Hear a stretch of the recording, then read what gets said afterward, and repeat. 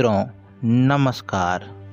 1950 के दशक में जब भारत में महिलाओं की कुश्ती लड़ना अपने आप में अजूबा था, उस दौरान हमीदा बानो ने मर्द पहलवानों के सामने एक चुनौती रखी थी।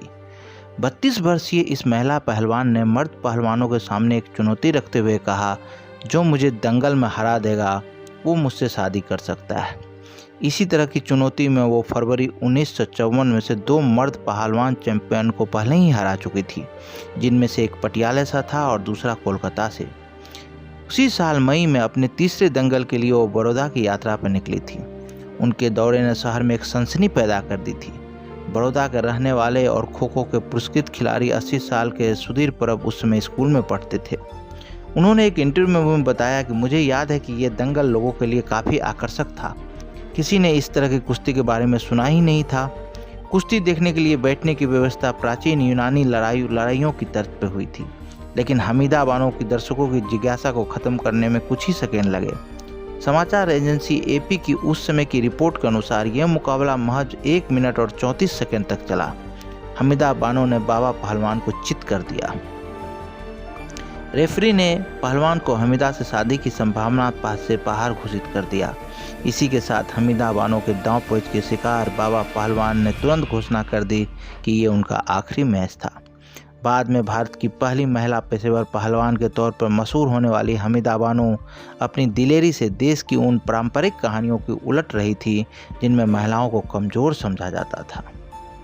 हमीदा बानो आम लोगों में इतनी चर्चित हो चुकी थी कि उनका वजन, कद और खान पान तक खबरों का विषय बन रहा था।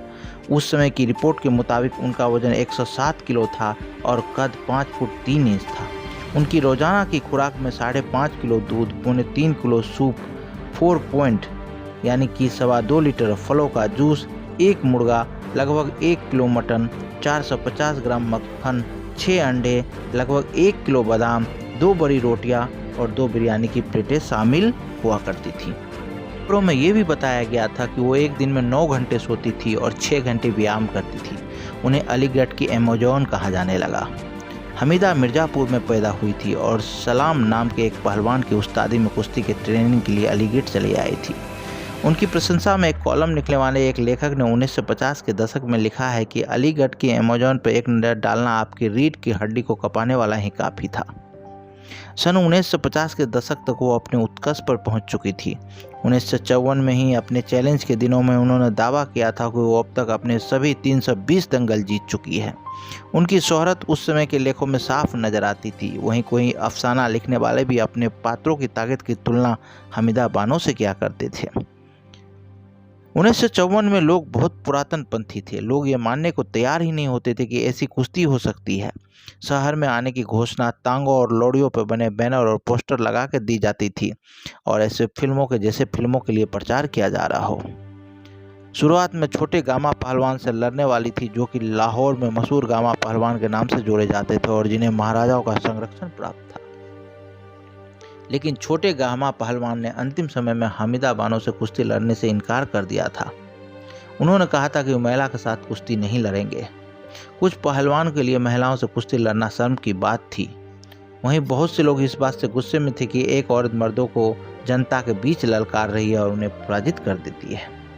हमीदा बानो के खिलाफ कुश्तियों में डमी पहलवानों या कमजोर विरोधियों का इस्तेमाल उस समय एक व्यापक सोच थी।